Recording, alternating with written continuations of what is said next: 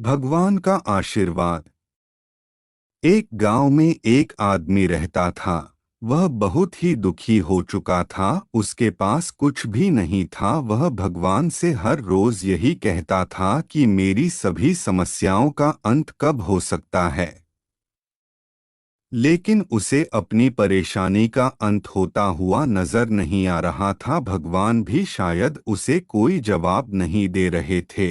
शायद वह बहुत ही परेशान हो गया था। उसकी पत्नी यही कहती थी कि तुम कितना भी भगवान से मांग लो, लेकिन हमें कुछ भी नहीं मिलने वाला। हमारा जीवन मुसीबतों से भरा है और यहाँ पर हमेशा मुसीबत भरी रहेगी। लेकिन आदमी यह कहता था कि भगवान सभी की सुनते हैं, हो सकता है कि वह मेरी बात भी सुन ले और इसमें समय लग जाए।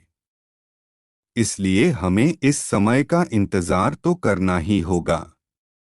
पत्नी कहती थी, जब हम भूख से मर जाएंगे तभी शायद भगवान को कुछ याद आएगा। मुझे नहीं लगता है कि इससे पहले कुछ भी होने वाला है। तभी वह आदमी कहता कि तुम इस तरह की बातें क्यों करती हो, तुम्हें भगवान पर विश्वास होना चाहिए। भगवान सभी की सुनते हैं। यह हो सकता है कि वह सब कुछ देरी से सुने, लेकिन वह जरूर सुनेंगे। मुझे उन पर बहुत भरोसा है। वह आदमी सभी बातें कहकर चला जाता है। वह हर रोज जंगल में जाता था और वहां से तरह तरह के फूल लेकर मालाएं बनाया करता था। उन मालाओं को बेचकर ही वह अपना घर चला रहा था। लेकिन उसका घर चल नहीं रहा था। उसे खाने की समस्या धीरे धीरे बढ़ती जा रही थी। वह आदमी सभी मालाओं को लेकर मंदिर जा रहा था। तभी रास्ते में उसकी मुलाकात एक साधु बाबा से होती है। साधु बाबा कहते हैं कि यह माला तुम बेचने जा रहे हो। आदमी कहता है कि मैं मंदिर के पास में ही यह माला बेचता हूँ। साधु बाबा कहने लगे कि मुझे भी एक माला चाहिए। अगर तुम्हें एतराज ना हो तो तुम मुझे एक माला दे सकते हो। वह आदमी कहने लगा कि इसमें कोई भी समस्या नहीं है, आप माला ले सकते हैं।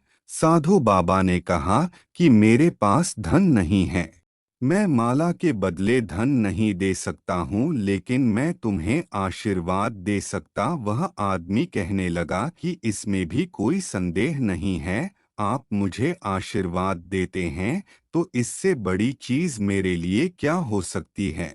मुझे धन की जरूरत नहीं है। साधु बाबा मुस्कुराते हैं और कहते हैं कि मेरा आशीर्वाद है कि आज से तुम्हें धन की कोई कमी नहीं होगी। यह कहकर वह चले जाते हैं और वह आदमी अपनी मालाओं को बेचने के लिए निकल पड़ता है।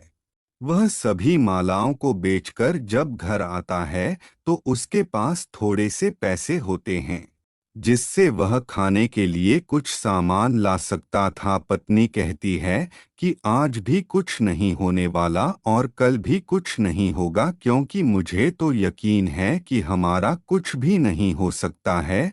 तब आदमी कहता है कि मुझे एक साधु महाराज जी मिले थे।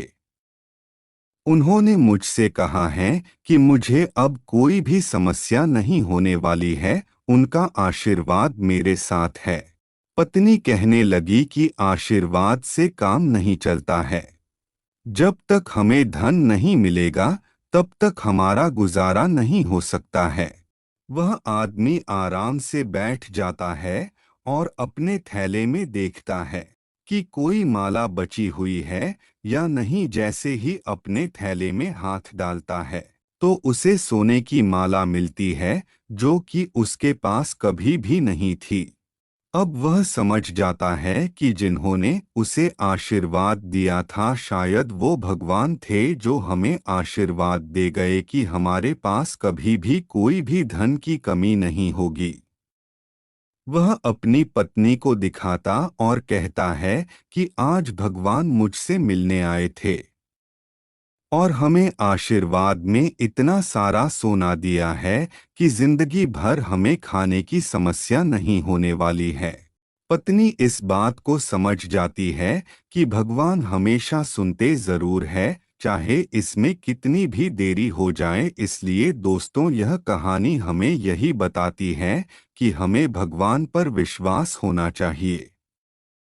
भगवान पर विश्वास है तो हमारे रास्ते हमेशा खुलते नजर आते हैं। अगर आपको हमारी वीडियो अच्छी लगी हो तो वीडियो को लाइक करिए और इसी तरह की वीडियो देखने के लिए हमारे चैनल को सब्सक्राइब करिए। धन्यवाद।